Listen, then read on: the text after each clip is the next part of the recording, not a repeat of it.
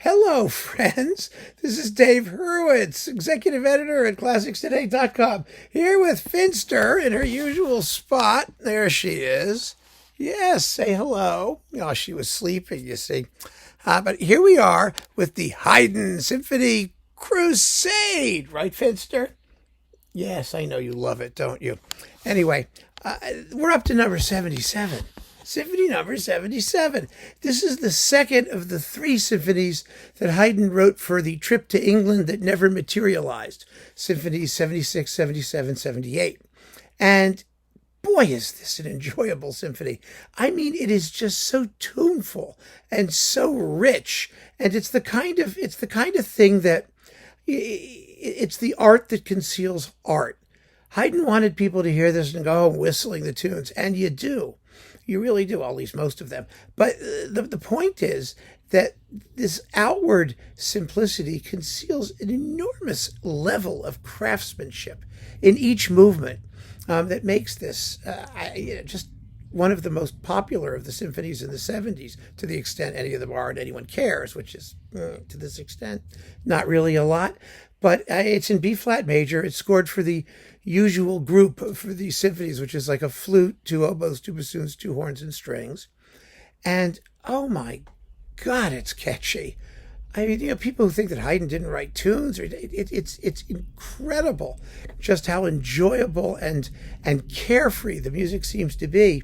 And one of the reasons it is so carefree and enjoyable is the way Haydn uses the idea of repetition, which is common to all four movements. They're all constructed along similar lines. I mean, not in the wider sense, but in terms of how he puts his musical material together, like puzzle pieces.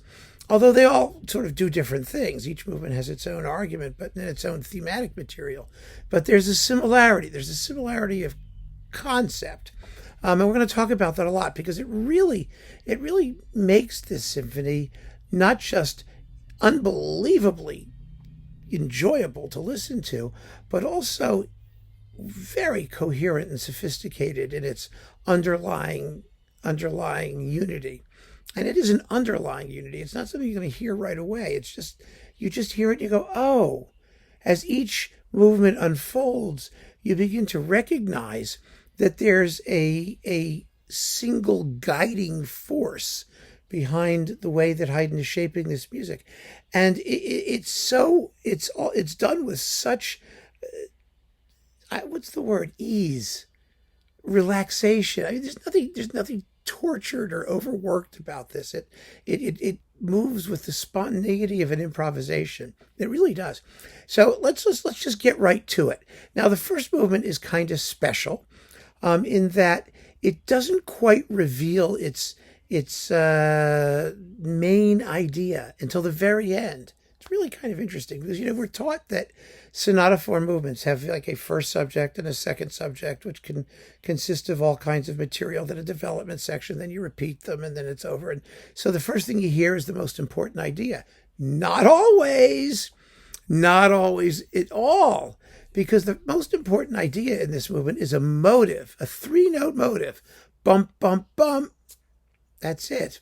And you don't hear it right away. First, you hear this wonderful tune. Ya da ba dum bum bum bum ba da da dum bum bum bum da ba da da da da da ba da da da da da da da da da. Oh gosh, it's wonderful, absolutely wonderful. And then finally, after you hear that a couple times, another idea comes in that goes ya da da da da da da da da da da. Well, what matters is okay, it's nice. Dun, dun, dun. That's it. Dun, dun, dun. And you think, oh, okay, well, it's a new idea. It's a wholly new idea. So you think, well, where does that come from? How does that fit into our sonata scheme? Well, nobody cares. I mean, it's not important. What matters is dum, bum, ba, like that, because the second subject uses it as ya da da dum bum bum bum bum ba da da da ya da da dum bum bum. So it's based on that same thing that we just heard going ya da da da da. You get it? It's that you start to think, oh, okay.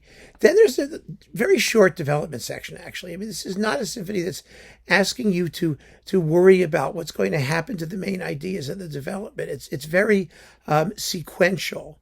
You know, Haydn just takes the opening thing, ya da ba dum bum bum bum, and he repeats it like up and down the scale a few hundred times.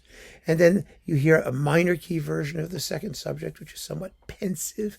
I mean, it has the emotional variety. But Haydn wants to get to the recapitulation, because at the end of the recapitulation, that's when you find out that the most important idea is something you might not have really paid much attention to, that yum bum bum, because then the whole symphony after the second subject, everyone starts grabbing that. It's the thing that they all latch on to, and you realize all along that the key idea in this first movement has been that little tiny motive. And it's a wonderful thing. You could ask yourself, well, what's the expressive significance of it? I mean, is it happy? Is it sad? Well, there's more to music than just happy and sad. There's witty, there's sly, there's all these, gradations of charm and humor, and that's what it is.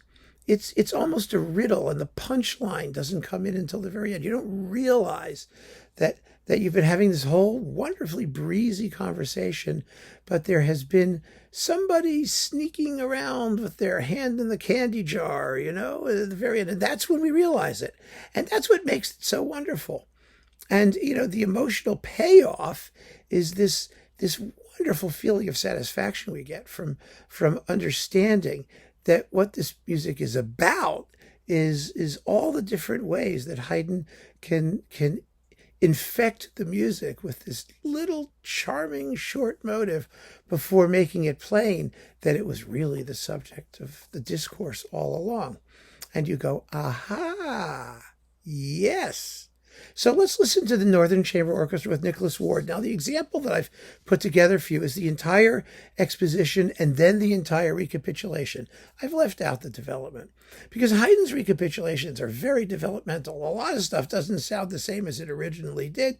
And you're going to hear how this little three-note motive finally reveals itself to have been the power behind the power from the very beginning. But at the same time, just listen to the music, all the different tunes and things and ideas in this movement. It's a short movement, but it's so rich in hummable tunes, So that's one of the things that actually disguises what else is going on in it, because you just go, oh, the tunes are so marvelous and fully shaped and beautiful and complete in and of themselves.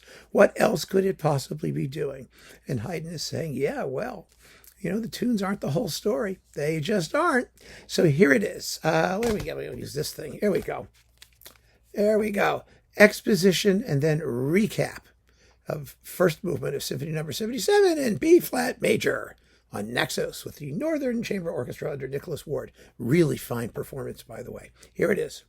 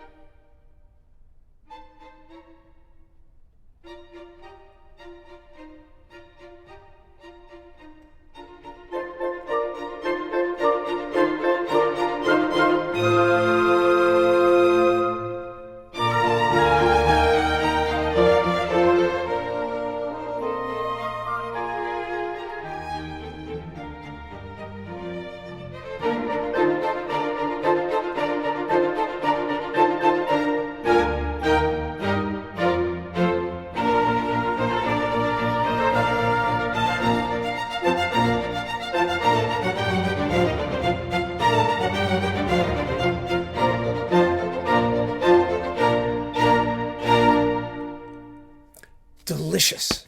Absolutely delicious. Wonderful. So I just think the wonderful thing about a symphony like this is that it can be so easy to assimilate. It just goes down like rice pudding.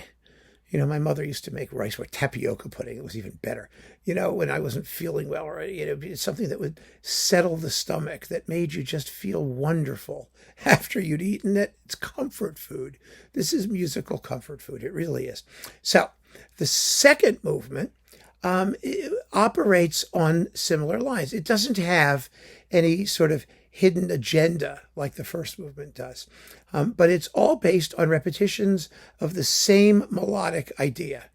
The whole thing, essentially, it just repeats and repeats and repeats, but always in a different place. Da da da da da da da da da ya da da da da da da da. That's the idea. It's that little melodic cell. That's ya da da da da da da da da. You hear it over and over, and you might think it's going to be horribly monotonous, but it isn't, because Haydn, first of all, makes it go in different directions. Whenever we hear it, just as we thought it's coming back again, and we go, oh God, not again. But no, it goes off somewhere else, and there's sudden dynamic eruptions and accents and things. They're constantly making you perk up and listen. But the wonderful thing is just how that very simple initial idea,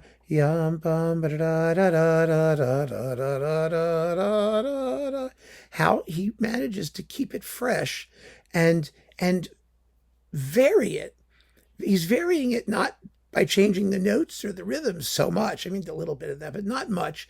But by simply changing the harmony, by making it darker, lighter, brighter, simpler, and changing the scoring. It's all about color. The color brought out by adding a flute to double the violins, or simply changing the underlying harmonies so that the theme has an entirely different emotional complexion. It's really extraordinary. I mean, it's as repetitious as Ravel's Bolero. I mean, that's it. It's the same thing, but it isn't at the same time. It's showing you its many faces and facets, and it's delicious. So here's the first couple of minutes. It's kind of in sonata form, so there's like a development-y thing. We don't have to get to that. Again, talking about formal issues in some of these symphonies is not very helpful, because Haydn was inventing the forms as he was going along, and they're not standard forms. They're unique forms for each symphony. And part of the joy of listening is figuring them out for themselves each time you hear them, that this one is special and in some way. So here is the second movement. I keep picking up the wrong thingy. It's this thing. Let's listen to the first couple of minutes, and you'll see exactly what I mean. It's just that simple repetition. Here it is.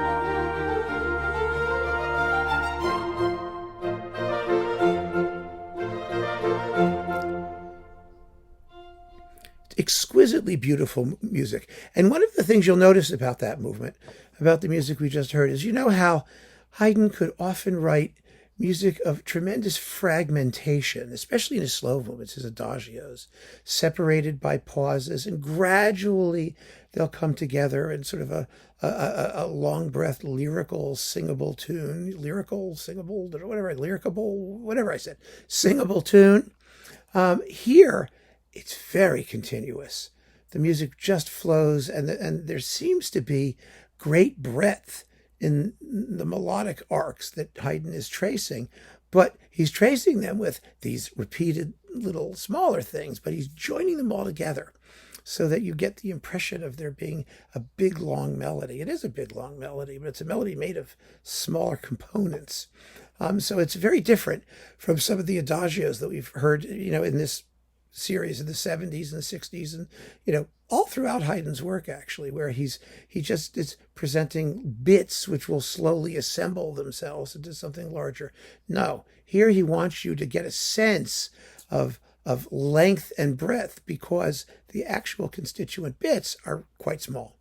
And it's a wonderful sort of reversal of the normal procedure that we've heard many, many, many times in this series. So the Minuette. The Minuette is delicious. I mean, it's all based on a 5-note motive. Yada da da dum. 1, 2, 3, 4, 5. Yeah, that's it. Yada da da dum. Ba da da da dum. Ba da da da da da da dum. Yada da da dum. Yada da da dum. Da da da da da da da da da. That's the Minuette. Again, it's based on a little 5-note tchotchke, only in this case, because each movement's a little bit different in the way it happens. The first movement, well, the little tchotchke only reveals itself gradually at the end of the slow movement. It's up front, up close and personal, but it's a long melody. It assembles itself into a long melody. Here, it's just a little 5-note motive, and Haydn is playing his rhythmic tricks with the Minuette. He wants you to keep you off base. It's wonderful because the rhythms are never quite. Remember, a minuet is 1, 2, 3, 1, 2, 3, 1, 2. Yada da da dum, ba da da dum, ba da da da da dum. Oops, it stops a little shorter than you think it should, and then the other phrase is a little longer than it's supposed to be. Then the accents happen off the beat. It's very short, very humorous, and again, like everything in this symphony, amazingly tuneful and constructed out of the repetition of tiny little motives. And here, I kept doing that, it is.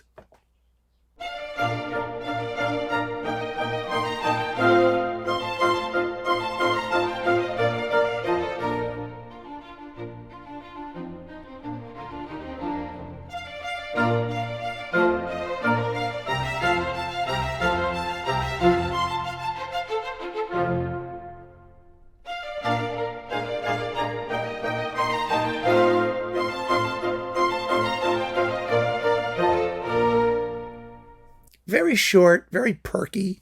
I mean, if you do it with all the repeats, of course, it's double what you just heard in length. And then the trio is it's a delightful little waltzy thing. It's just charming, and you can listen to it on your own. Now, the finale. The finale. You got to hear the whole finale. And I'm going to play the whole thing without repeats.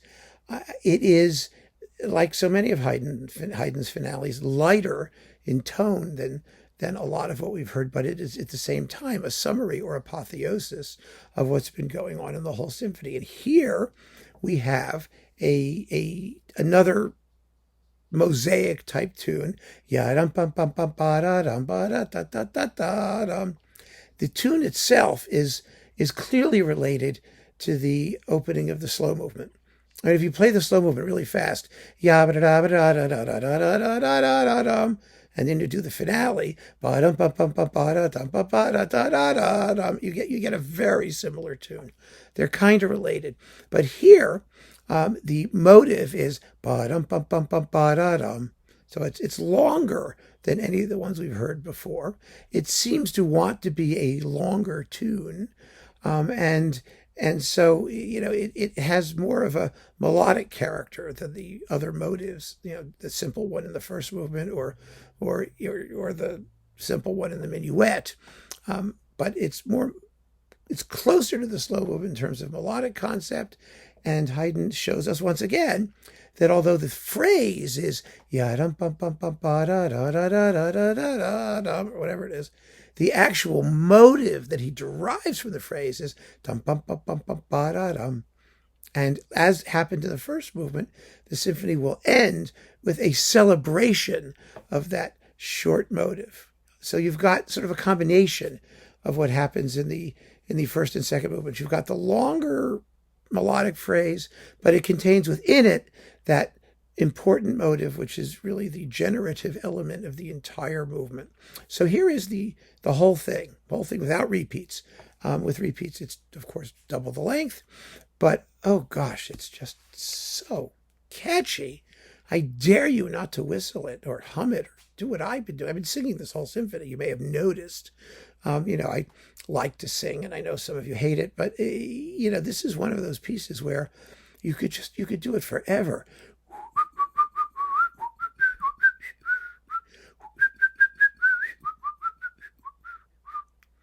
And even the middle section of that melody, it's an ABA form melody, just so you know. But it's da da dum bum bum ba da dum bum bum bum ba da dum bum bum ba da dum. Oh gosh, it's beautiful. So here you go. Let's just listen to it.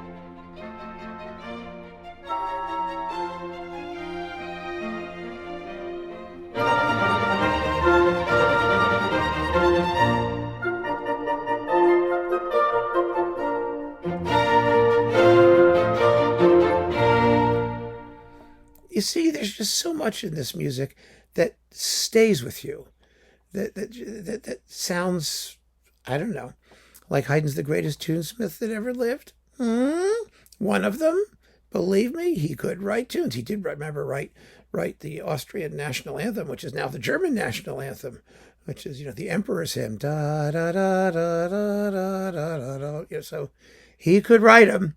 And in this symphony, he really does. But he does it in a way that gives you both just that incredible emotional satisfaction of hearing a great tune and the intellectual satisfaction of wanting to pay attention to how he does it and rewarding you when you figure it out, explaining to you how he does it as it goes along. It's a wonderful work. And, it's very different from number 76, actually.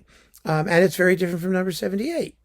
But all of these symphonies have in common a certain working with motives and things. Because remember, I mentioned in the last talk, he wasn't able, because he was writing for the UK, for England, and whatever it was at that time, he was writing in a way where he didn't know what forces he would be writing for.